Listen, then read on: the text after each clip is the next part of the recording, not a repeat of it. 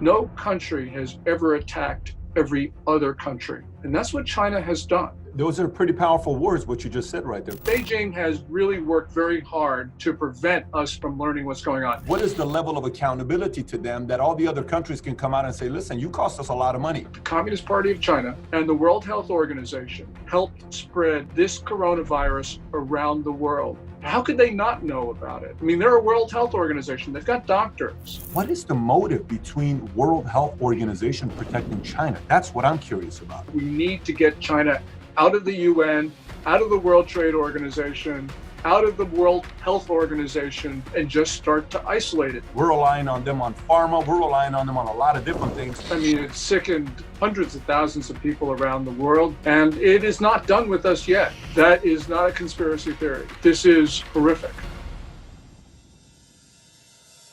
30 seconds. Did you ever think you would make it?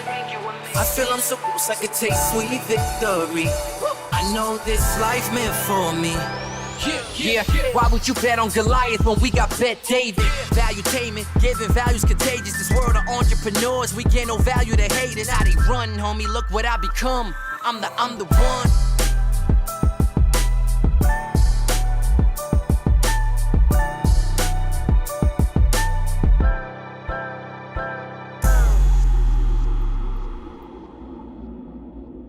So my guest today is Guthrie Chang, the author of Coming Collapse of China, who lived nearly 2 decades in China. You've probably seen him all over TV on recent interviews regarding coronavirus. And the reason why I wanted to bring him on board to do this interview, many of you guys requested it. You've obviously known a lot of different guests that we've had, but he comes from a place of, he went to law school, Cornell University. He worked for 2 big law firms in China. I believe one is in Hong Kong.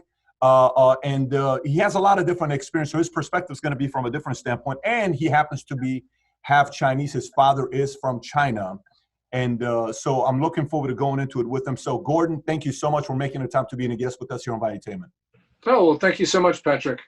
So if I may get into it, this is the approach I'd like to take with this on this interview. And the reason why I'm taking this approach is the following reason. My Instagram account, my messages, my email, ever since we interviewed General Spalding from the Air Force, which I think you two have worked together on a couple different projects, and he knows of you. You were recently in a documentary together that came out a couple days ago. And he ended up getting 7 million views, and people contacted us all over the place. So then we brought on board Danielle DiMartino Booth yesterday. We talked about the effects of coronavirus to the economy, and it's just the amount of commentary and people's interest in it, it's a whole different place.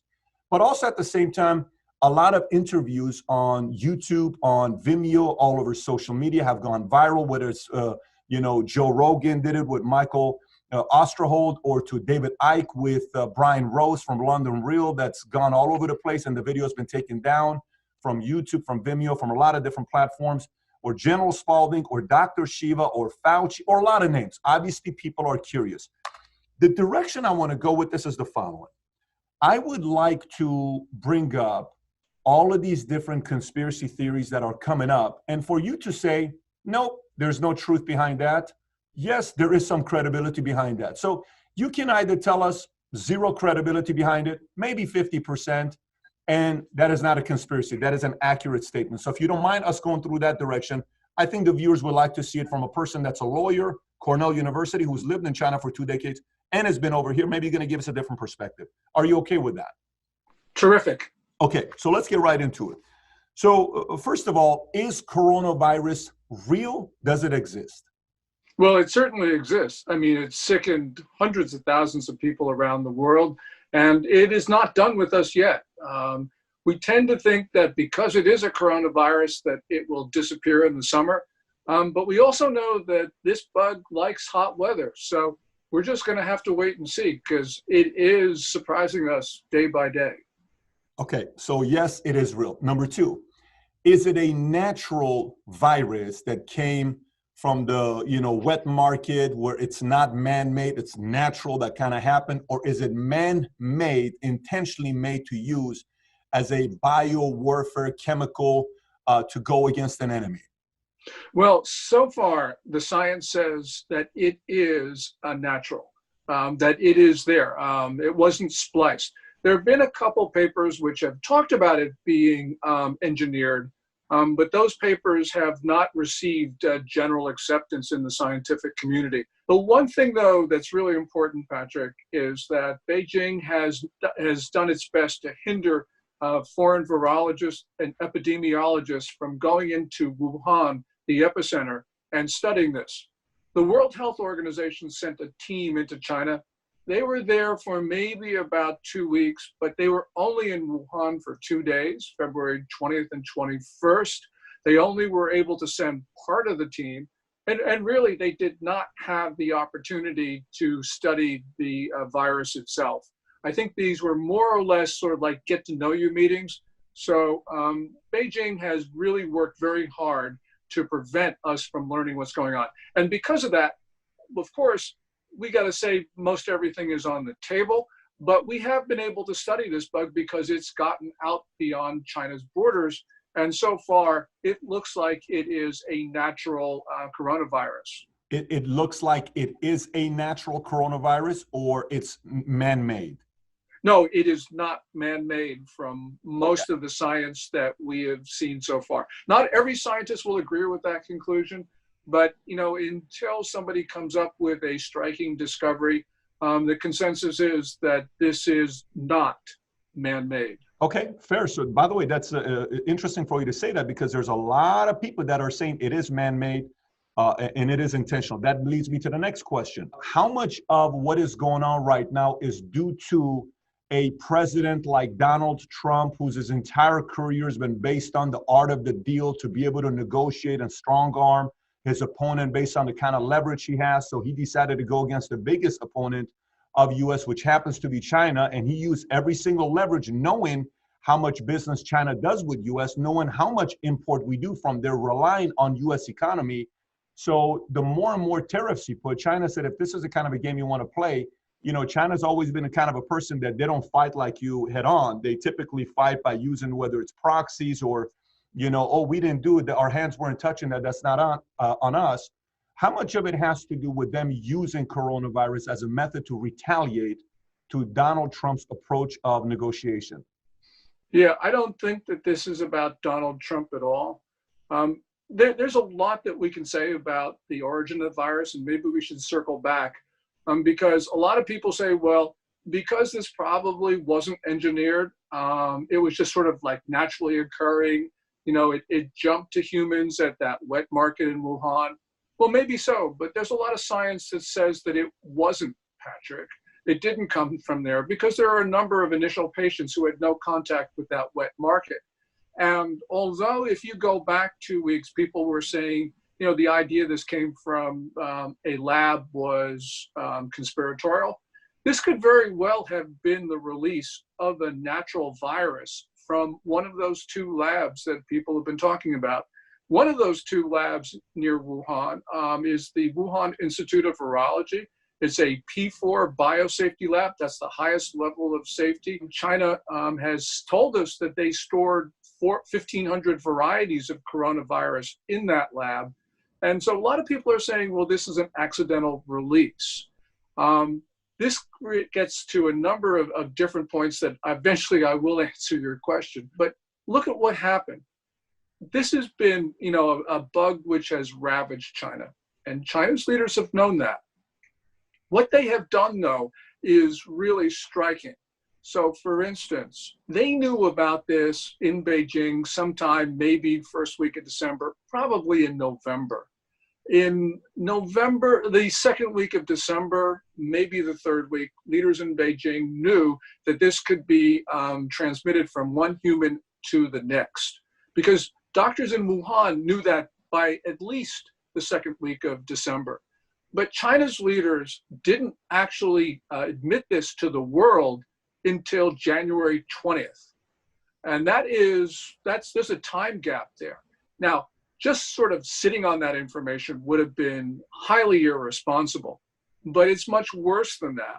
What they did was, in that interim, where they knew that this was contagious, one person to the next, they actually tried to convince the world that it was not human to human transmissible. And we saw this, for instance, in that January 14th tweet from the World Health Organization, which said, based on information from China, we see no clear proof that this is transmitted from one human to the next. The reason why that's important is because Beijing actually tried to lull the world into a false sense of security. And at the same time, Patrick, Beijing was really working very hard to prevent countries from imposing travel restrictions on China. The way this bug got out of China was people who travel. Beijing did two things during a critical period. It tried to deceive the world about how this was transmitted, and it made sure that countries did not prevent people arriving from China. Now, I don't know what was in the mind of Xi Jinping, the Chinese ruler, but he saw clearly what the coronavirus did to his own country. It crippled China. So if he actually wanted to cripple other countries, he in fact would have done exactly what he did. So we have to be concerned that this has nothing to do with Trump. I think that it's because Xi Jinping realized how bad things were in China. He wanted to level the playing field, the geopolitical playing field. So he allowed this virus, he actually deliberately took steps to push this virus outside of China to infect and hobble other societies. That has nothing to do with Donald Trump. This was Xi Jinping taking a bad situation and trying to turn it to China's advantage. Those are pretty powerful words, what you just said right there, Gordon. You just said intentional. So this was not accidental. This was intentional, done by them. This was an intentional spread of the virus beyond China. Now, How certain are you of that? I don't mean to interrupt, but when you say that, what level of certainty do you have in that statement? It's just an issue of analysis that when you look at what they in fact did, there is no other explanation for it other than that they intentionally wanted this to spread beyond China. Because this is not just a question of keeping it secret because they were embarrassed. That would have been bad enough. That would have been highly irresponsible. But when they then tried to tell other countries, oh, don't worry about this. This can't be transmitted human to human. What it did was it actually took other public health officials in other countries that did not take those precautions that they otherwise would have adopted. And we also know something similar happened with their infection and death statistics. We heard the White House coronavirus task force coordinator, Dr. Deborah Birx, talk about how they looked at the statistics from China in terms of new cases and deaths. And they said, oh, this is like SARS, which was the 2002-2003 epidemic, which although it had a high mortality rate, was not very contagious. So basically what Beijing, what the White House did was essentially say, oh, okay, we don't have to take certain precautions. It was only after the US saw what happened in Italy and Spain that they realized that they had a far bigger problem on their hands, that this would become not just an epidemic in China, but a global pandemic. It would affect the US. And that's why I think the White House took precautions much later than it otherwise would have. So you put all that stuff together, and the question is, well, why would Beijing do this? I can't think of another explanation other than that they saw that they had an opportunity to cripple other societies. I'm not saying that this is a bioweapon. I don't think that it was. But what they saw after it hurt China was that they decided that they were going to spread it through the rest of the world. Gordon, before I go to the next conspiracy to ask you about, is if that is a factual statement of 6 weeks, how are they held accountable by the World Tribunal? What is the level of accountability to them that all the other countries can come out and say, listen, you cost us a lot of money? Is there any way of holding them responsible for waiting 6 weeks? Well, there's a number of different ways to do that. There are some cases in U.S. federal district courts in Florida, Texas, and Nevada. I don't think they're going to get anywhere because there's something called the Foreign Sovereign Immunities Act. You just can't go out and sue another country in U.S. federal court. unless you can get around some exceptions, unless you can take advantage of some exceptions. Mm-hmm. There's also the International Court of Justice, but that won't work because China has to agree to jurisdiction, and of course it never would do so. But countries are in possession effectively of assets of China. For instance, China's holding more than $1 trillion worth of US Treasury bills and notes. So we can take those just with the flick of a pen, and other countries can do the same thing. So there's a lot there that can be done. And I'm not saying that the US should do this by itself. I don't think we should, because China would say that that was a repudiation of debt. They would slam us for being irresponsible custodians of the global financial system. But they would be able to say that if we took this action in conjunction with the issuers of other major currencies. So for instance, Ottawa, London, Brussels, Tokyo, if we did that in connection with them, then that's somewhat of an effective measure. Now, we can't confiscate enough of China's assets to compensate us for the economic damage that we've suffered. But nonetheless, we need to do something to deter China and other bad actors from doing something like this again. You know, we'll never get compensated for this. We've lost lives. You can't do anything about that. Even with the economic damage, you know, China doesn't have enough in terms of assets, but we do need to deter China. And one other thing, Patrick, and that is that what China's leaders did is a crime against humanity. If it isn't, then there is no such concept, and there is no such thing. So I think countries need to hold Xi Jinping and other senior Chinese leaders responsible. And if we can ever get our hands on them, we need the 21st century version of the Nuremberg trials. And what does that look like? What could that look like? That could look like what we saw with German leaders, with Japanese leaders after the Second World War. And no one, of course, wants to do this, but we've never seen a crime like this in history. No country has ever attacked every other country. And that's what China has done. It's hard for us to grasp the magnitude of what's occurred, but unfortunately, that's the conclusion that we have to face. And, you know, going forward for our children, forget ourselves, but for our children and for the rest of the world, we need to impose a cost on China so that no regime ever does this again. There's a big difference between Germany and Japan versus China, because neither Germany nor Japan had 17% of world GDP at the time when we did that. You're talking about, you know what this almost reminds me of when you're going there? It's almost reminds me of the whole too big to fail type of situation, because on one end, if you do anything to them, how many economies are tied to China, where China definitely knows that, because, you know, this is a game of leverage, and they know their level of leverage, because as much as we're talking about masks this and China this and China that, we're getting masks from them. We're relying on them on pharma. We're relying on them on a lot of different things. So do you think for them, when they're sitting in the boardroom and nobody else is around, the big decision makers, they're saying, let it loose, relax for 6 weeks, let it get bigger, let's hurt some of these guys for them to really know how afraid they are, and they're going to do nothing about it because they're relying on us on X, Y, Z, and because of that, if they even think about doing anything to us, we're going to hurt them because they're going to make sure we have to stay in business to do what we're doing on a daily basis for the world to survive. Do you think they went that deep into processing this before they made the decision to let it be lax for 6 weeks? Possibly. You know, I don't know. All I know is there's no other explanation for, you know, this other than a deliberate release. How they got there, you know, I don't know. But, you know, Patrick, I think we have to worry a lot less than we normally would at first glance think. Yes, we're critically reliant on pharma, and that we've got to reduce regardless of whatever. 80%, that's a big number.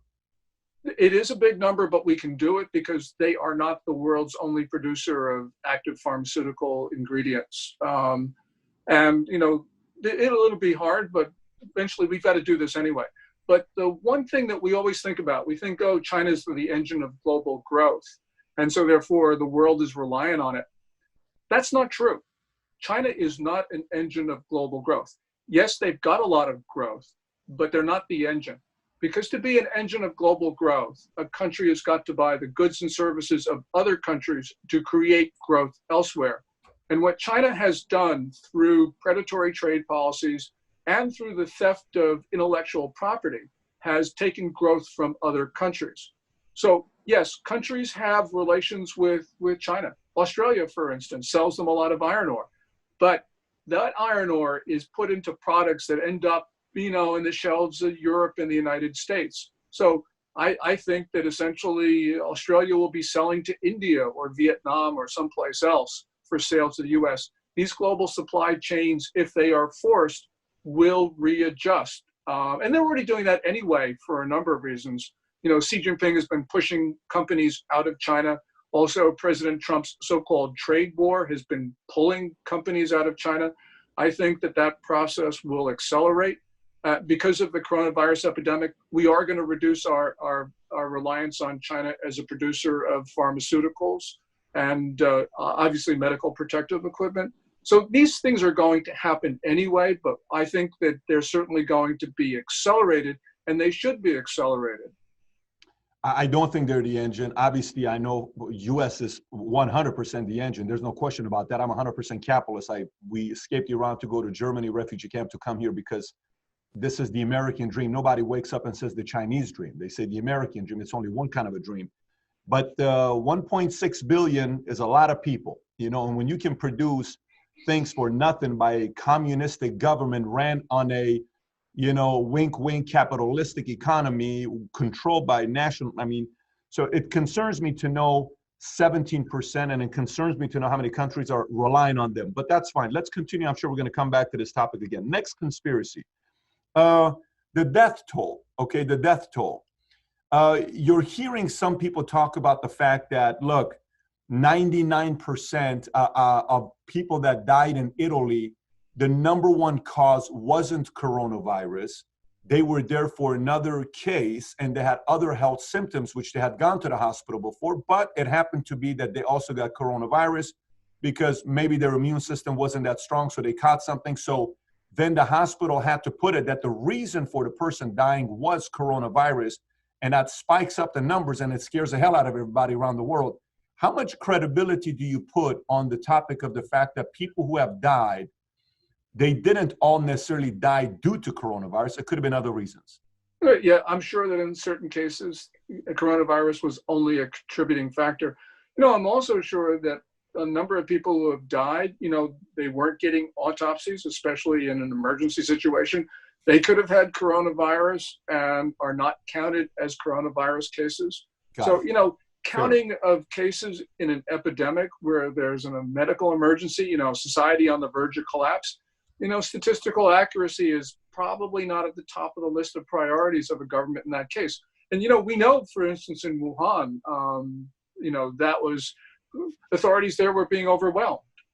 So accurately counting coronavirus cases, not important for them. They were just trying to sweep up corpses on the streets and hospital floors. When you say they, are you talking Italy? Who is they? Oh, in China, in Wuhan, in the early days of the outbreak, the authorities were just completely overwhelmed. You had people literally dropping dead in the streets. You had corpses on hospital floors for more than 12 hours. So this was a system that was being overwhelmed. And the point I'm making is there were a couple of reasons why the statistics out of China, out of Wuhan, are not accurate. One of them is just that the authorities just did not have the capability to accurately count victims. But also there was deliberate falsehood. And of those two reasons, deliberate falsehood was certainly, I think, the more important in terms of distorting the death toll and the number of infections. How much do you trust the data that we're getting from U.S. on cases to death toll? How much credibility do you give to that data? Well, we're doing the best we can. And as I mentioned, there are a number of reasons why we won't ever get an exact, accurate toll. As I mentioned, you don't do autopsies on people who have died. So this is a case of testing and whatever. Our numbers, I'm sure, lag the real situation, but that's true in every country. I don't think that there is an attempt to underplay this, but we did see that, of course, in China, because there's a lot of evidence that shows that indeed those death toll numbers could not have been true, could not be accurate. Okay, next conspiracy. Is there any linkage between coronavirus and 5G? Yeah, you hear this a little bit. I mean, I'm not a scientist. I don't know, but I would be very surprised if there were, because I can't think of why there would be a linkage between the two. So my view is that that's a conspiracy theory, and unless someone comes up with proof, and I don't think that they will, we can just discard that one.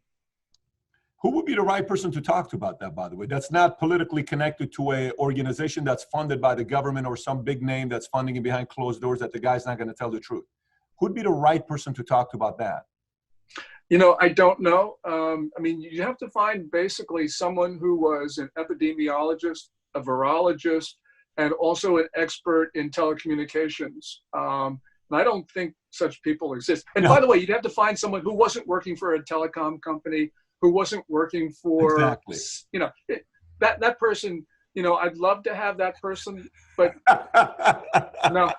That person would be very interesting to sit down with, because we want to sit down with people who are promoting the 5G side, but they're profiting from it. So would they really say anything bad about it? And then there are those that are working for a nonprofit that's being funded by some of these bigger corporations that are selling 5G. So would they really say anything to the man that's cutting the check? I don't know. So, okay, let's go to the next topic. Fair enough. A lot of people are talking about 5G and coronavirus because of whole radiation and how it's eating up the process. Next, is coronavirus a method of eliminating the older population to save countries money, because all this healthcare cost is really coming from those that are above 70, 75 years old, and maybe this is going to allow us to indirectly depopulate to help the world economy go better? Is there any linkage between those two? No, but I will say that there's more than just a small number of people in China who actually think that this was a way to get rid of the elderly. But that's complete conspiracy theory. I mean, it's just, that's just not the case. Okay, next. So far, we've got 6 of them. I got 7 more to go. So, okay, we already covered the 7th one. Let me go to the next one. Okay. Next one's a little tricky. And so it's almost like the next 4 are combined. So I'll kind of say it in a way that maybe you'll see where I'm going with this. So couple data that shows up. The World Health Organization, the #1 funder is the U.S. government. I think the number is $600 million. I don't know the exact number, but I think it's around the $600 million number. The second largest contributor to the World Health Organization is a man named Bill Gates. Okay. So this man named Bill Gates, if you've never heard of him, he's very rich. He's very powerful. He started a company called Microsoft. Maybe you've used it in the past before, Windows, et cetera, et cetera. Bill Gates in 2015 gave a TED Talk regarding the biggest threat being pandemics and how that's something we need to be worried about. But also in 2011, he did an interview with Dr. Gupta of CNN. I think it's February 4th when they did an interview. And a lot of people were talking about the fact that Bill Gates' biggest messaging is depopulation. So what I did is I went on Google, I typed in the words, did Bill Gates say to depopulate the world? So the first thing that pops out is Snopes. So I go to Snopes and I pull it up and it says inaccurate, false. Then it puts the transcript on the bottom, which I have it. I'd like to read it because this leads me to a question here. The question asked by Dr. Gupta is $10 billion over the next 10 years to make it the year of the vaccine. What does this mean exactly? Bill Gates, over this decade, we believe unbelievable progress can be made in both inventing new vaccines and making sure that they get out to all the children who need them. We only need about 6 or 7 more, and then you would have all the tools to reduce childhood death. Next word he uses, reduce population growth and everything. The stability, the environment benefits from that, et cetera, et cetera. So then I went online to look at this video. I went and typed in the following words on Google, and the words were, this is what I searched. I typed in, I want to get the exact words that I have here: Bill Gates, Dr. Gupta, reduced population, 2011. Those were the words I put on Google. The first link that came at the top was the Snopes that said it's not factual, it's false. The second link that came up was a CNN link to the article and the interview of February 2011. When I clicked on it, the link was a dead link. Then I tried it on my phone, then I tried it on another phone, it was all a dead link. Then I had one of my employees here from Norway who uses a VPN from Norway to try to go log in from a Norway VPN. He was able to get into the site. When he gets into the site, his link with the transcript was there, but the video was taken down. You couldn't watch the video. So after our research team did some research, we finally found the video, and that exact video between Dr. Gupta and Bill Gates, where he talks about reducing population growth. You know, a big part of this, when you look at China buying a big part of Africa because of natural resources, this is not something that's private. The world knows about this. It's not like I'm just throwing something out there that's non-factual. That's factual. You can kind of see the amount of property and land they're buying there. The countries that are growing the fastest population-wise, most of them are in Africa. Not saying all of them, but a lot of them are in Africa. Right.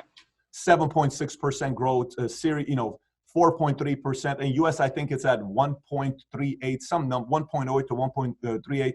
And I think China's at 0.38 right now, give or take. Sometimes they're saying it's negative, but that's the number you're seeing.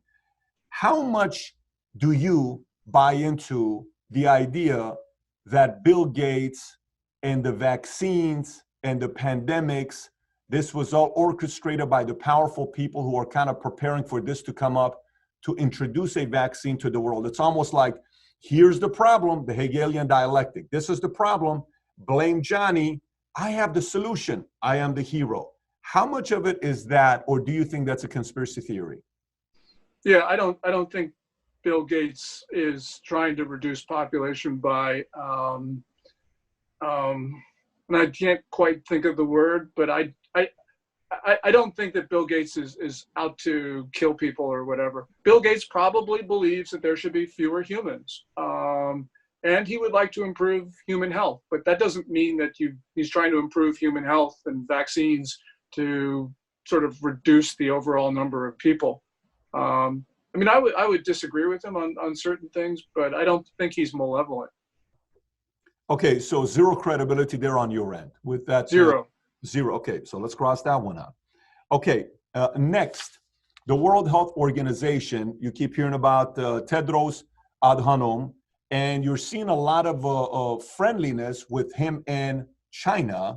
And he's sat down with Xi Jinping. You've seen this before. I'm not the first person that's bringing this up. How much of World Health Organization is being controlled by the influence of China on what to report, what not to report, slow roll, the dates at first, it's not that big of a big deal, it's okay. And then US shuts it down and, oh my gosh, US is racist and they don't care about Chinese people. How could you do something like this? And then they said, no, it's a serious pandemic. The timing was very off, and the world relies on this World Health Organization. Our World Health Organization, Tedros, and China in bed together? Oh, they certainly appear to be that way, Patrick. Okay. You got to look at what the WHO did in this circumstance, and there's no adjective in the English language which describes how bad Tedros and the WHO were. So, for instance, I talked about that January 14th tweet where the WHO helped China propagate the notion that there are no human-to-human transmissions of coronavirus, where WHO, I'm sure, knew that there were. How could they not know about it? I mean, they're a World Health Organization. They've got doctors. Also, on January 10th, WHO came out with a statement to support China's goal of not having countries impose travel restrictions on arrivals from China. So you put those two things together, and it shows that the WHO was very much supporting Beijing's initiatives, and Beijing's initiatives had to be malicious. Also, Tedros did a number of other things. So for instance, in January, he delayed for as long as possible WHO's formal designation of the coronavirus as a public health emergency of international concern. Also, he delayed for as long as possible the WHO's designation of coronavirus as a pandemic, which eventually occurred, I think, on March 11th. We saw Tedros in Beijing at the end of January talk about how other countries should emulate China's system, and talked about the quote unquote superiority of China's system, which is a thinly veiled attack on democracy. And then, of course, WHO has very much been supporting the notion that China's statistics are accurate. None of those would be, I think, actions of an organization that really was dedicated to stopping the virus from infecting people.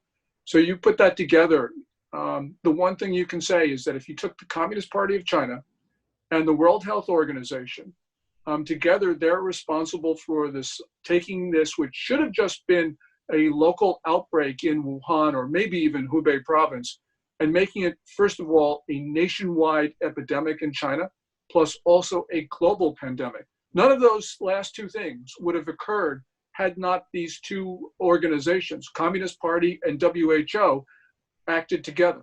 So you can argue about who's more responsible, and I think, of course, it's the Communist Party, but the point is WHO helped spread this coronavirus around the world. And so that its actions on balance have been maligned. And that leads us to a number of conclusions about what we do. You talked about the funding of WHO. It's right. The US by far is the largest funder. We put $440 million in the WHO last year. You add Bill Gates, that's a lot of other money. We shouldn't be doing that. Everything to me is about motive, right? Everything is motive. We get married. Why do you get married? There's a motive. Why do you ask a girl out? Well, there's a motive. Why does she say yes? Motive. Why do you buy a real estate? Motive. Why do you buy a car? Motive. Why do you wear clothes? Motive. Why do we do anything? There's a motive behind it. It doesn't mean all the motive is negative. It just means there's motive behind it. Some negative, right, some positive. Okay. What is the motive between World Health Organization protecting China? That's what I'm curious about. You know, I don't know. I don't know Tedros, so I'm not in his head. So I can't tell you what his motive is. But, you know, you can say that China lobbied very hard for his election as Director General of WHO. He has very leftist tendencies. Maybe there's an answer in there. You know, it's a question. I understand why you're looking at motive. But, you know, motive is one thing that, you know, is really hard to ascertain with certainty. Because, as I said, I don't know, in fact, what Xi Jinping was thinking. I don't know, in fact, what Tedros is thinking, but I don't really need to know. All I can see is what they did.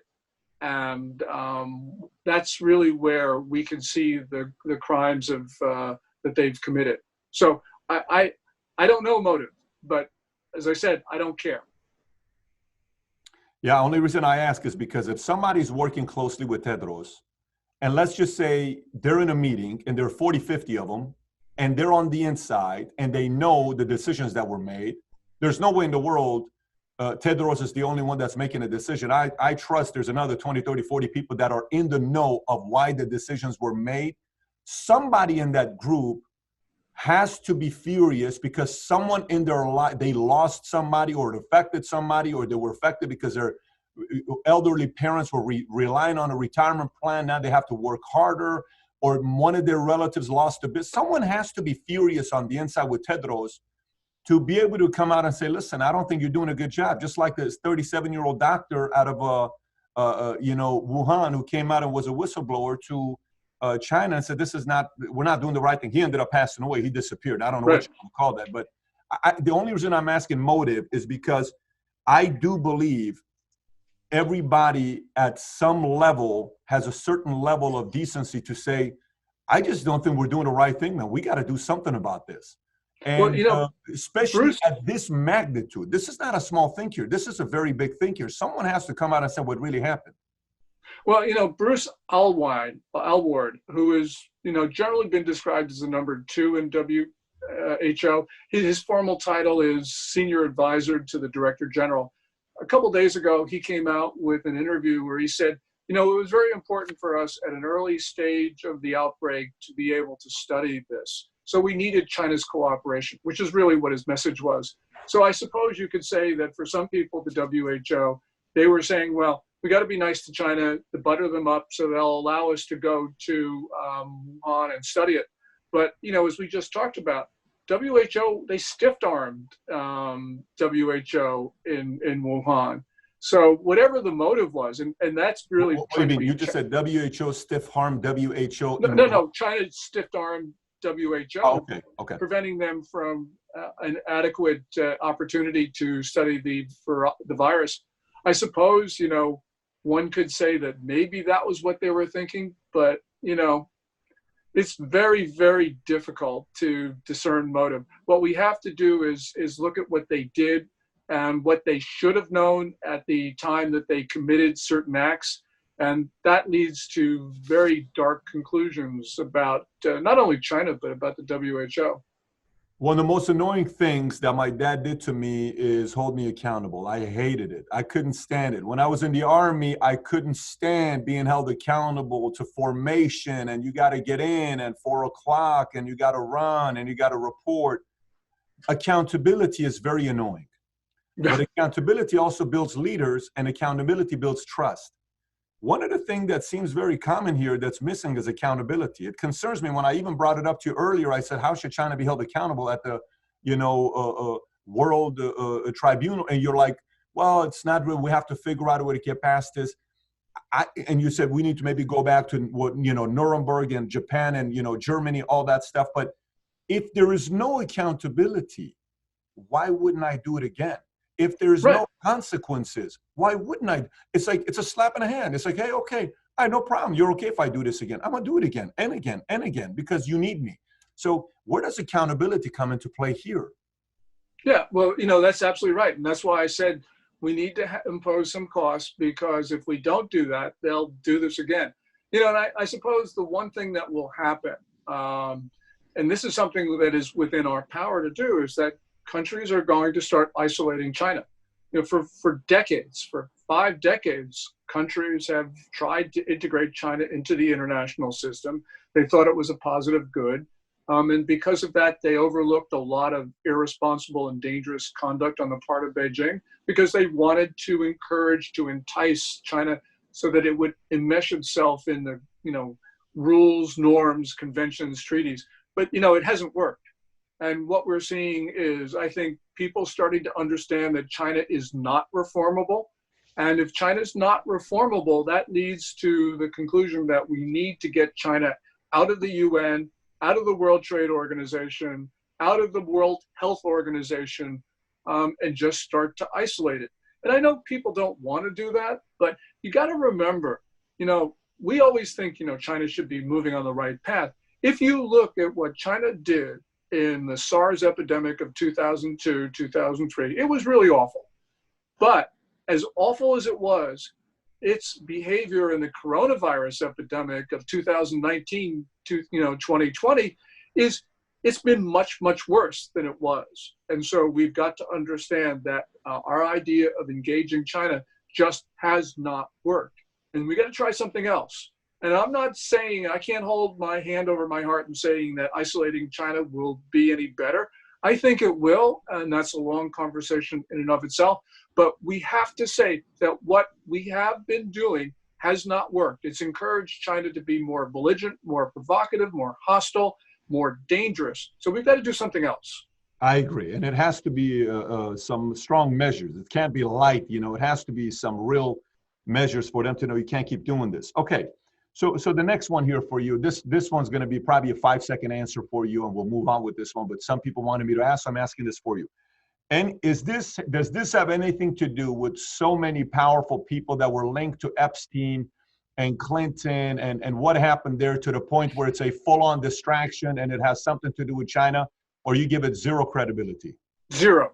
Okay, let's move on. I told you it's going to be 5 seconds. Next, how much of this has to do with China realizing, because I think they've even said it, one of their military leaders has said that we cannot go against U.S.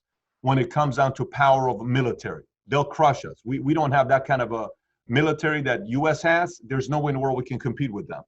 So they took a bigger part of their resources to want to invest not in traditional warfare, but more in biochemical, drug trafficking, poisoning, environmental destruction, and computer virus dissemination. How much credibility do you give to that? 100%.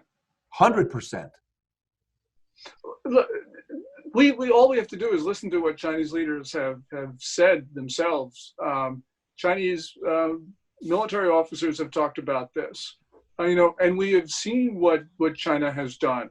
So I think that essentially we've got to be really concerned about what they call three warfares, or unrestricted warfare, which is the title of that book from two colonels who are now two generals. So they have been trying to undermine our society, and we don't really have to. We can see what they've been doing, but we don't really have to speculate too much, because last May 2019, People's Daily, which is the most authoritative publication in China, it's the self-described mouthpiece of the Communist Party. People's Daily carried a piece that declared a quote-unquote people's war on the United States. And Xinhua News Agency also carried that piece. Xinhua is official Chinese government media outlet.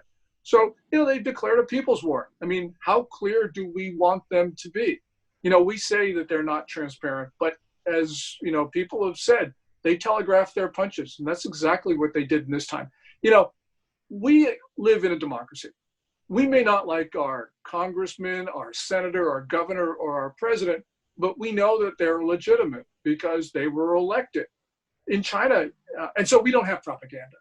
But in China, when you have an insecure, small ruling group, propaganda is the most important thing. And so they can come up and say these ludicrous things, and we Americans are really good at ignoring it by saying, oh, they can't really believe that.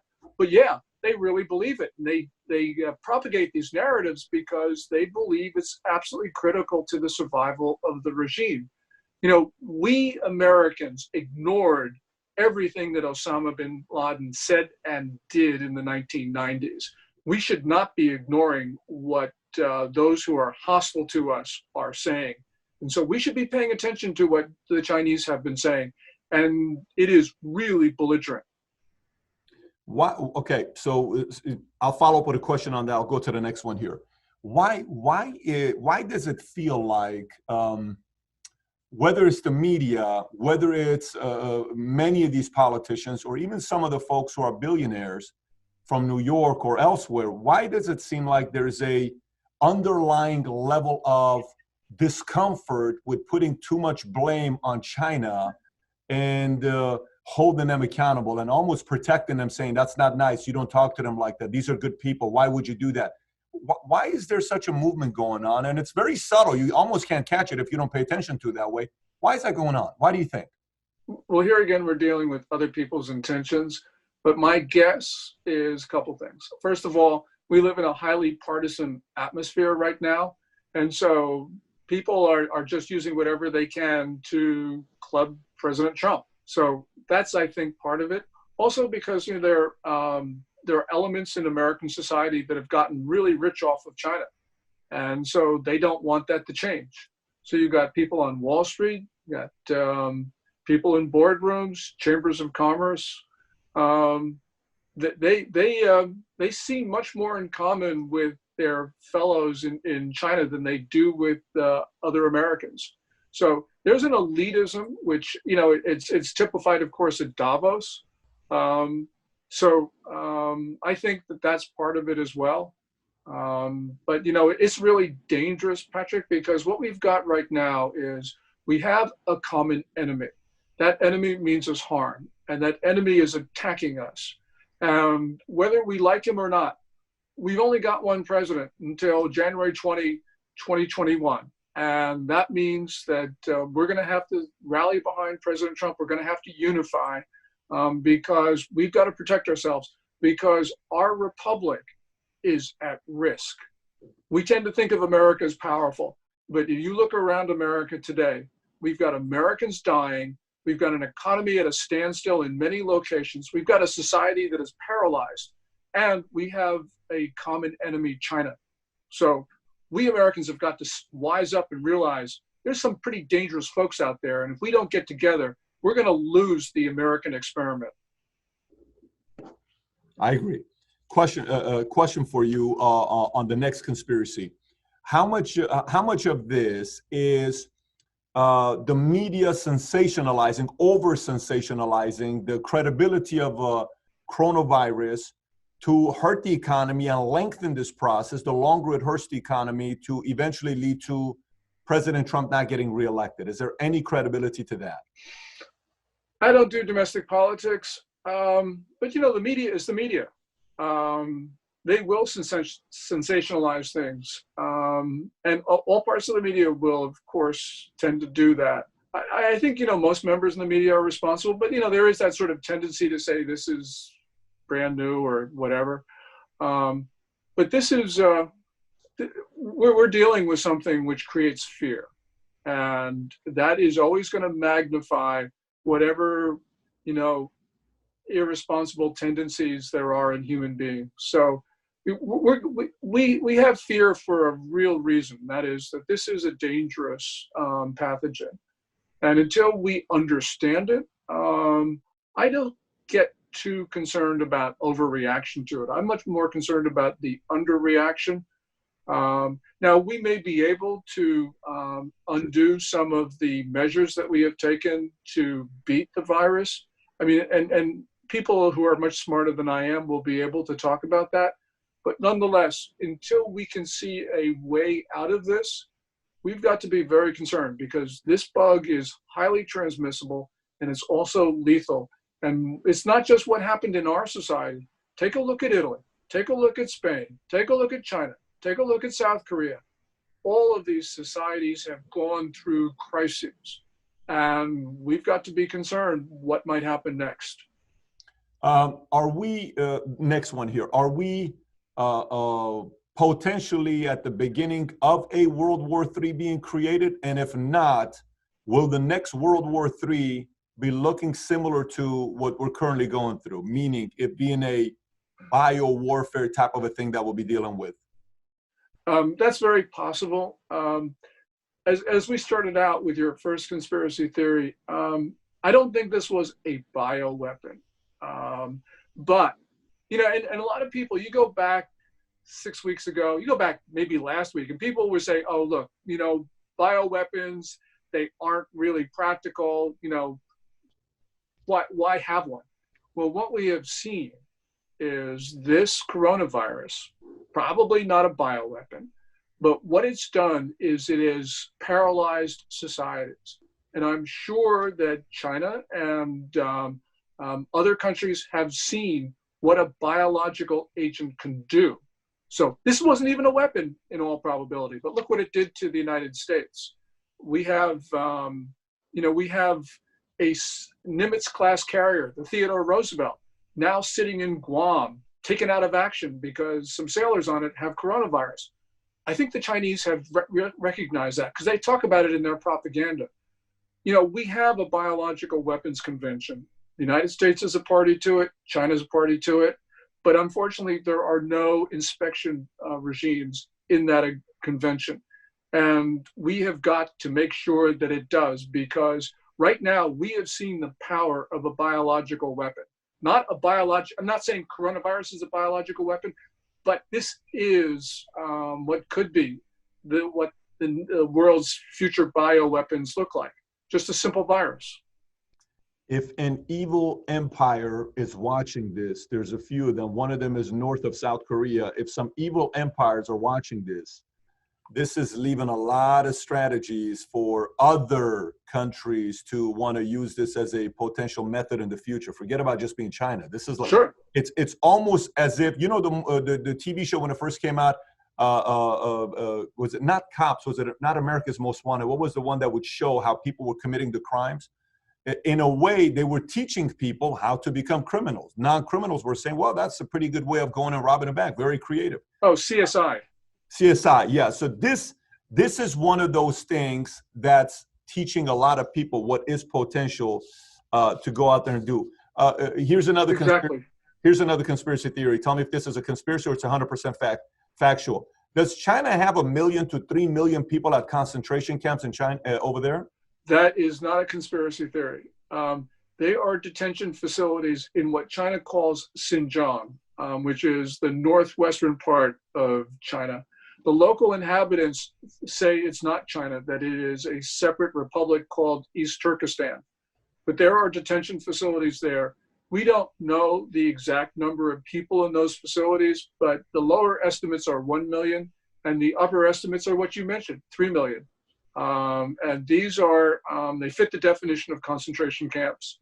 And we know that this is part of China's policy to eliminate Uyghur culture and eliminate Islam from China. So this is horrific. Is anybody doing anything to that, or can they be held accountable to that, to be audited, or not really? They can do whatever they're doing right now. Well, this is a crime against humanity. This is what, as bad as the Third Reich did before it started the mass exterminations, and what China has done, and people we know are dying in those camps because Beijing has been building crematoria. There's been killing associated with this.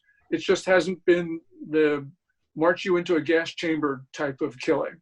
But it's extermination of a culture slowly, and we know that people are being killed. So this is a crime against humanity, and there's not too much that the international community can do. It's certainly not very much the international community has done.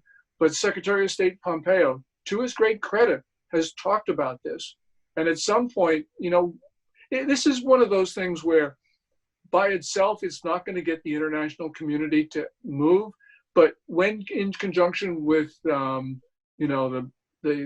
initiatives against the Tibetans, which are similar, the attacks on Christian churches, all these things that are occurring together, including releasing this virus on the world, these are the types of things, when taken in the aggregate, are going to get the international community to do something, to start containing China, to start not enriching it with trade and with the rest of it. So I think that we will gradually, I hope sooner, but I think that we will gradually see a new attitude on China, which is going to be, we're going to get to the place where we were with the Soviet Union. And it took a long time. George Kennan had to write his long telegram of 1946 and his article in Foreign Affairs in 1947. Took a little bit of time for the United States to get to the point where we saw the Soviet Union as an adversary. I think we're getting there to China on China really fast. It's actually not a bad thing. The fact that that's happening with the majority, I think that's a good, a healthy level of paranoia is a very good thing for a nation. Like you said, I'm not much concerned about overreaction. I'm more concerned about underreaction, which is a powerful statement you made earlier today. So, okay, so look, I got a different question for you now. We're done with the conspiracies. We can go just to some questions for you. You're from China. You lived there 2 decades. Your father's Chinese. Why do you not like the country your father is from? What do you have against China? I mean, you are half Chinese. What do you have against the country that, your family's from? Yeah, I have nothing against China. I love China. I have a lot against the men and women who rule it as the Communist Party. So this is something where it's very different. We talk about China, and that's a sort of shorthand. But the Communist Party isn't China. And the Chinese people are, first of all, the most direct victims of the Communist Party. And because they are, it means that they're one of our most important allies, because the Communist Party is reaching out and causing harm, not just to the Chinese people, but to us as well. And, if you go back before the coronavirus epidemic, we Americans sort of looked at what was going on in the camps that you mentioned it with the Uyghurs. We looked at the Tibetans, the Christians, people in Hong Kong, people in Taiwan, and we said, oh, that's over there. But right now, we have seen through the deliberate actions of the Communist Party that they have reached out and hurt Americans, killed Americans. And so this is no longer just them over there. This is them in our society. Just to kind of give us a perspective, when you lived there for 2 decades, what was the timeline? What years were you there? Okay, I lived in Hong Kong from 1981 to 1991. Between 91 and 96, lived in California, but most of my law practice was in China. So we crossed the Pacific an awful lot. And then from 96 to 2001, lived in Shanghai. And then after that, I gave up practice of law. This was, my practice was focused on Hong Kong, China, and the region. You actually said you said the fall of China is coming, and you predicted it back in 2001. I mean, that was, I do believe you said something about China in 2001, right? It was your first prediction you made. Right, and I wrote a book called The Coming Collapse of China, was published July 2001, and in it I said that the Communist Party would fall in a decade. So I was wrong on timing. I didn't happen to foresee the 2008 downturn, which I think certainly materially strengthened the Communist Party for a number of reasons. But I think that it is still coming, and it's not about me. It's about what we can see on the ground in China, that there is a fragility to the regime. And, I can't say when it's going to occur, but we got to be concerned about a weak China, which I think is much more of concern than a strong China. For somebody who's never been to China, who's never lived in China, there's a difference if you've gone there for a business trip for a week or 2 weeks versus living there from 81 to 91 and then from 96 to 01. You've lived there. You have a day-to-day life. You're working there. Can you give us a glimpse of what the day-to-day life of living in China looks like? Like the biggest difference between US and China. You come home, you watch sports, you watch TV. How many TV channels do you have? How much are you being brainwashed? How are you being brainwashed? What do you have access to from China? What kind of channels? If I'm at a hotel in China, do I have access to ESPN? Can I watch? What does it look like? What is it like living there compared to US?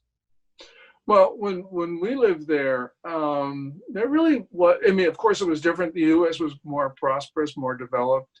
But China was going through sort of like a renaissance when we lived there. There was a lot of optimism. I can remember when we first moved there, it was August 1996. And my wife she was on the phone and she said, "Mom, China's not communist anymore." And I happen to agree with her. And one could make the case then that a lot of people did, that China was moving in the right direction. And yeah, China was just different. I mean, they had better food, but pretty much you could see the optimism in society as you could see in America. These days, I think it's different. I mean, China has become much more prosperous, so it is more developed, but it's a deader place because Xi Jinping believes in absolute control over society. So we are seeing things like the social credit system, which is going to be nationwide pretty soon. We can see extraordinary attempts to control people. So it's a very different place. And I think, the optimism that was there 2 decades ago is not there now. And part of it that it is going to be very different is that the Chinese economy was not doing well before the coronavirus, but was brought to a standstill and indeed is deep in contraction. So that is a new factor there. And so it makes China, I think, very different from the US. This is a very technical question, but probably the most important question I ask you in the interview. Has your experience with China totally gotten you to a point where you no longer eat Chinese food? No, I eat Chinese food all the time. Chinese food is great. I love As Chinese. I said, China has better food than the US does. Yeah, I love Chinese food. Okay, so social media question for you. I'm just curious with this one here. If Facebook, if YouTube, if Twitter, if all of these apps that we use in US were available in China the last 10 years, if all of these social media apps were available to the public in China the last 10 years, do you think the pandemic and coronavirus would have gone to the point that it is today? Well, if they were uncensored, like they are in the US. Fully uncensored. Yeah, I think that the Communist Party would have acted very differently because they would not have been able to hide things like they did. I mean, one of the things that Xi Jinping has done in the coronavirus epidemic is to impose extraordinary information controls. Now, they did that, of course, when the virus broke out, but they had a brief period of like 3 or 4 days of relative openness from January 20 to January 26. And then they went back to controlling the narrative again. And we know that because the Communist Party appointed its leading group on the coronavirus. Under Xi Jinping, basically what's happened is he sort of bypassed the bureaucracy, and the Communist Party has set up these groups on the economy or whatever. Well, they set up one on the coronavirus, and they announced the roster on January 26th. And it was a 9-person group. Of the group, there was only one person who was a public health official. And even she, I think her degree was not in public health. Though I'm not positive about that. But we do know that it was heavy with propaganda officials. The vice chairman was the Communist Party's chief of propaganda. The chairman of the leading group was the premier of the country, who's basically a political hack. And there were a lot of propaganda types on it, which showed that Xi Jinping's priority was not ending the epidemic, but was controlling the narrative. And since that time, there has been evidence of this extraordinary secrecy campaign. So they've just gone back to the old way of doing things. So yeah, things would have been a lot different if there were Twitter and Facebook and there was just an open and free social media. But unfortunately, that's not the case. I think if U.S. was to negotiate now with them, and if China wants to do any kind of trade deals, do you think it'd be a good idea for President Trump to say, you got to have free press and you have to allow every single one of our platforms in your country with no censorship, or else we ain't doing business together? Yeah, I mean, that would be a good thing to do, but Xi Jinping would never agree to that because he does believe, he believes that he should have absolute control over the party, that the party should have absolute control over society. So he's never going to agree to that. We've got a phase 1 trade deal signed January 15th. I mean, who knows whether China is going to adhere to its obligations, but phase 2 is just not going to happen, largely because they kick the hard issues down the road, and Xi Jinping is just not going to give up on them. And the issues that they've kicked down the road, like state subsidies, are a lot easier for him to deal with than what you just talked about, which is open and free media. That is just completely antithetical to Xi Jinping's conception of the Communist Party. I'm from Iran. I'm born in 1978. I was born in Tehran at the peak of the revolution when it was taking place with Cinema Rex Fire, where 3 months after I was born, the Shah was in exile. And it was the largest coup you ever saw. 9 million people revolted against the Shah. And a lot of things that you're seeing, you're talking about, nothing was happening to this extreme in Iran at all. The economy was doing better. Women were free. They could go out there and, vote. They had freedom. They could do pretty much every career. They didn't have to get married, 13 years old. He had raised it to 18 years old. And then Khomeini comes in, and through a revolution of spreading tapes, the people revolted against the regime until it eventually flipped. Wasn't the best thing for them. That's why I got this guy's picture in the back. Obviously, there's a reason why the Shah's in my painting in the back. What are the chances of the people of China getting so sick of it, would they create their own coup and go against the regime? And if they do, how likely is it that they'll be successful? Well, they tried that in 1989, in a sense. They didn't actually, in 1989, the genesis of this was basically unhappiness about the economy, which then was booming, but there was a lot of inflation.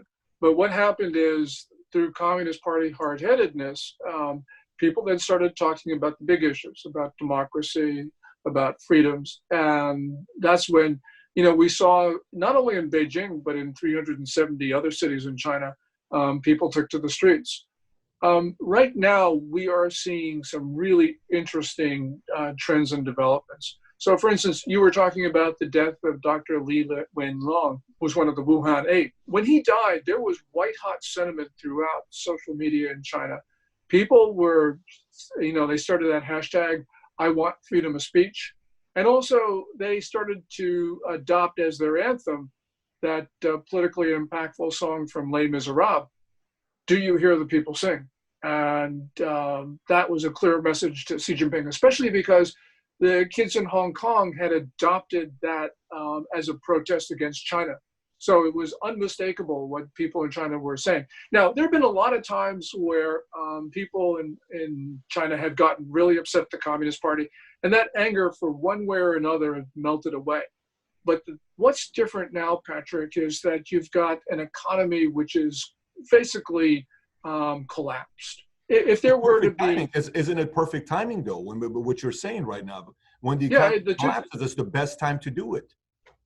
It's a time where I think people are not going to buy the argument that the Communist Party is the one to ensure prosperity, because there's no prosperity. You have, you can see what's happening in our country. The same thing has happened in China, only earlier. But you have an economy which is probably for the first quarter of this year down 25%, maybe 30% year on year, which is an enormous number. They won't report that, of course, but people's livelihoods are at stake. So many small businesses in China have closed, like they've closed in our country.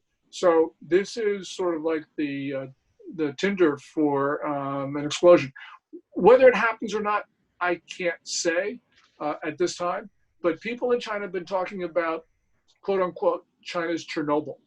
And that, of course, is the reference to the nuclear plant accident in 1986 in the Ukraine, which is generally thought to be the event that sort of triggered a long, slow burn to the fall of the Communist Party. Here's a question for you. How much of exposure or presence do we have with the CIA in China right now? Do we have a big presence there or not really? I don't know, but I think the answer to your question is not really. About 18 months ago or so, China executed somewhere between 20 and 30 CIA agents. I mean, first of all, you had a number of presidents before Trump who just put China very low in the priority. So the CIA just didn't have that much in the way of resources in China to begin with. And then China goes in and just literally kills dozens of them. And so I don't think they've had a chance to rebuild. Is that verified, by the way? Is that verified of killing dozens? It's been widely reported, Wall Street Journal and the rest of it. So how did we retaliate towards that? No known retaliation. Why? Don't ask me. I mean, if I were president, there would have certainly been costs imposed on China for doing that. But China's occupied a special place in the American foreign policy establishment, which is the reason why we're in such trouble as we are. But I don't think the CIA, to answer your question, I don't think the CIA has had the opportunity to rebuild in China. And you got to remember that China's been tossing out Western journalists who aren't CIA, but that also reduces our ability to look into the country. I mean, I'm sorry, go ahead. So, our visibility into China right now is not very good, which should lead us to believe that if we can't understand what's going there, then why should we have, robust relations with them? Here's where I was going with this. If we have the right CIA agents there, by the way, we need to really invest in a major, I would be recruiting agents left and right to send them there, and I would do it in the most strategic way and start them early and have them go through the educational system, et cetera, et cetera. I mean, you have to be doing that right in a way to protect yourself long term. And I would do it in a way to get them involved in the executive side, to have a lot of involvement there. But that's a complete different side long term wise. Here's the question I'm asking about the CIA. Technology is more advanced today than it's ever been before, right? If these folks, say the millennials, the Gen Xers, because that's really the best foot soldiers you're going to have to update us on what's going on. Just like today, if you do something nowadays, it's the millennials and the Gen Xers and the founder generation. They're the ones that are telling us what's going on with the camera being on and, TikTok and videos, everything, right? If technology is as advanced as it is, and we have some presence there with CIA, how hard would it be for us to bring a open VPN line and spread that amongst everybody there to have Facebook, YouTube, Twitter. I mean, we have some of the most brilliant minds in the world. You mean to tell me we cannot get internet there and fight it so quickly? So if they're doing what they're doing, we're going to put millions of cameras to work by having this younger generation who will revolt. You know, the older folks will not revolt because they have more to lose. The younger generation, they've always been the ones that have been able to create the revolution, whether it was in Iran, whether it was any kind of a movement you look at. It's always the younger generation that's willing. Even if you look at Ron Paul or Bernie Sanders, their biggest momentum creators were who? Younger generation. Right. So if we can get technology there with the right VPN, whatever measures it takes to start kind of seeing what's going on, I think that's going to piss them off. The government's going to piss them off. Then it's going to get the people who are skeptical whether the government's doing the right thing or not of China. Then maybe that leads to the people saying, we're just sick and tired of it. We got to make a change here. And that's the only way I feel safer long-term of doing business with China. That's the only way I would feel safer. Yes, and there are NGOs that have talked about developing the technical means of jumping over what's called the Great Firewall. And so there is some effort there. Could use a lot more push from the federal government. You know, there's something else that can be done, and that is shortwave radio, which is what we used against the Soviet Union. China can, because it's got the Great Firewall, can block the internet, but they can't block shortwave radio as a practical matter. So there's a number of things that we need to do to be able to get through to the Chinese people, because ultimately the Chinese people are our greatest ally because we've got a common interest. We've got one group that is oppressing them and causing death in our country, and that's the Communist Party of China. So we should be looking to our friends, the Chinese people. Look, when we lived in Iran, we had 2 channels, right? And the rich people had satellite, and you would always, oh my gosh, you have satellite, and look at this, you can go watch movies, and there's kissing, and there's this. It was like, oh, when rich people can watch crazy movies, you know, poor people cannot, you know. And you go to your friend's house who had satellites, and they lived in this city called Gandhi. There was a city in Iran called Gandhi, which is pretty interesting. That was a rich people's city. And we had a friend that lived there. We'd go there and say, look at us, we have a satellite. Shh, don't tell anybody because we could get in trouble. I think that's, you know, I think that's what China needs. Whatever we did with China, whatever we did with Russia, I think the people need that because we need to get more documentation on what's going on. We're getting a glimpse of it right now, but not at the measures that we need to get that back to what it needs to be. So final exercise here with us. But before I go into this final exercise, what do you see with the foreseeable future? How long is this thing going to last? When do you see us going back to work? And is there any positive outlook you have of how things are going to turn out the next 3, 6, 9, 12 months? Well, I sort of think the virus does burn out during the summer. You know, as we're talking about, it might not. I mean, this is a bug that likes hot weather, so who knows what it's going to do. You know, I think that we can see a couple things that are occurring in China because they're obviously ahead of us. So, for instance, in Wuhan, where this thing started, that's sort of the bug has burned itself out. And so Wuhan is just slowly getting back to normal. And, you know, they just opened up the barricades so people in Wuhan can actually travel to other parts of China. If they've got a green code, you know, they get green, yellow, red, depending on their health. So if they got a green code, they can actually leave. So it's sort of getting there. But the problem for China right now is that the bug has, I think, jumped to cities on the east. So for instance, in Shanghai, at the end of last month, they started closing down tourist venues that had just been opened a few days before. So there's a real indication that they have got a problem there. And you can sort of see it in their statistics, which they're issuing on daily infections. They seem that daily infections, both, all of them, asymptomatic and symptomatic, are going up. So I think that there's a second wave that's hitting. The second and third wave have been hitting peripheral areas to China: Singapore, Hong Kong, Taiwan, South Korea. So it's probably going to hit China as well. It's probably well developed there. So China is sort of where the rest of the world is going, which means for us, New York, the bug will burn itself out. and coronavirus will jump to other cities like it's doing. So it'll burn itself out in those other places as well. I think that maybe by the middle of June we'll be through this, but God help us next fall.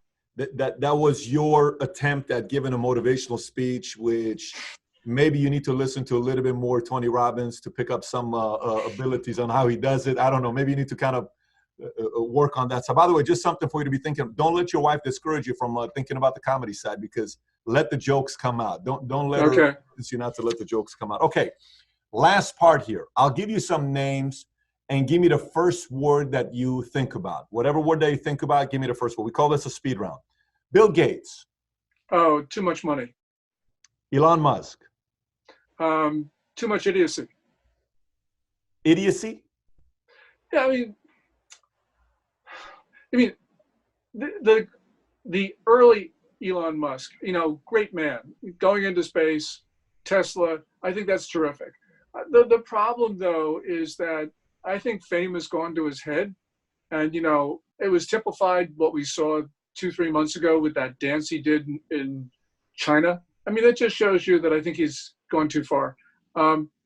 I don't think he's going to make money in China with electric cars for a number of reasons. I think that this could be where he really gets a real lesson. It's like sort of fame's gone to his head. So you were really frustrated with his dance moves. So yeah. if he improved his dance moves, would you not call him an idiot? So or would you change your opinion? Well, no, it's still going to his head. Okay, got it. Maybe we need to recommend some nice choreographers to hire. He can afford it. So Tedros Adhanom. Yeah, I think that he needs to resign. If he doesn't resign, we need to defund the WHO. What he did was despicable. So I don't have a good word to say about him. And I sometimes am not able to think of, I don't think he leaves me speechless. So is it fair to say you don't have a picture on that bookshelf of yours behind you? Of Tedros? Yeah. No. You're not going to have Nope. it? Okay. Pretty high. It's my daughter, my wife, my in-laws, couple of me, friend from college. No Tedros. No Tedros. Well, it is what it is. Margaret Chan. Ineffective. Xi Jinping. Criminal. Anthony Monster. Fauci. Monster. Anthony Fauci. Hero. Moon Jae-in. Another criminal. Moon Jae-in wants he wants South Korea to be merged into North Korea, and probably on North Korea's terms. So he wants to end democracy in South Korea. Moon Jae-in is one of my favorite topics, actually. So it's hard to come up with just one word for him. But I think that he's dangerous. He's no friend to the U.S. He would love to be a totalitarian. He is moving China and moving South Korea away from a liberal democracy back to an authoritarian state. So what nice things can you say about him? Ren Zhengfi.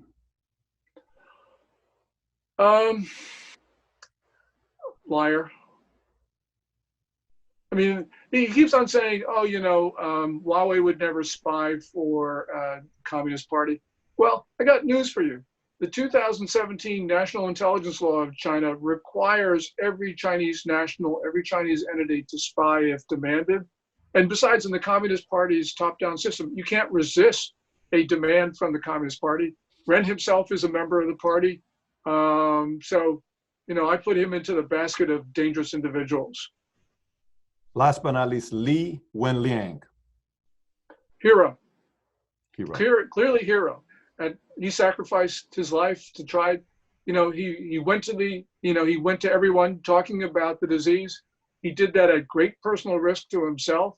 Eventually, as a doctor, he lost his life treating coronavirus patients. I mean, it just sort of brings tears to your eye. Well, sir, this has been a very, very insightful, and hopefully the viewers were able to look at some of these different conspiracies that's being tossed around and getting millions of views and getting people's attention. And quite frankly, it's putting a lot of fear in people. I got a call the other day at 11:30 at night One of my friends, who's a very successful businessman, called me, and him and his wife. We're on the phone. I had to have an hour and a half conversation with this person because they were buying into some of these conspiracy theories that really were messing with their heads. And it's not just getting naive people. It's getting everybody to start kind of questioning some of this stuff because the way it's being sold, it's very convincing. So again, at the end, here's what I suggest to all the viewers. We're going to put the link below of following Gordon G. Chang Twitter handle. You can send him a tweet after watching this. Let him know what you took away from the interview, as well as any questions you may have. And we're going to put the link of your book, Coming Collapse of China, the link below as well for you guys to purchase. Any final thoughts before we wrap up the interview? You know, our society, let me just repeat something that I said, that we're really at risk. We are going to have to band together because, you know, as Ronald Reagan said, you know, freedom is only one generation away from extinction. Well, now could be a couple of years away from extinction. So we've really got to get together and as Americans defend our society and our way of life. Gordon, thank you for being a guest. Thank you so much, Patrick. I really appreciate the opportunity. Absolutely. Thank you. Bye-bye.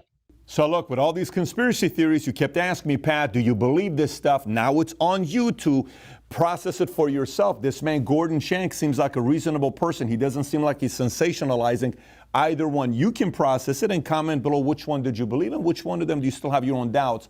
And if you like this interview, I have two other videos I want you to watch. One of them was with Danielle DiMartino Booth, economist, 9 years with Federal Reserve Dallas, who has a lot of insider info on what's going on with the economy and the Fed. She talks about the aftermath of the economy post-coronavirus, must watch. And the other one is, if you haven't watched it, with General Spalding from Air Force, who had some inside dealing with China. He lived there to find out what their world is like. If you haven't watched this one, it's a must watch as well. Click on either. And if you haven't subscribed to our channel, please do so. Thanks for watching, everybody. Take care. Bye-bye.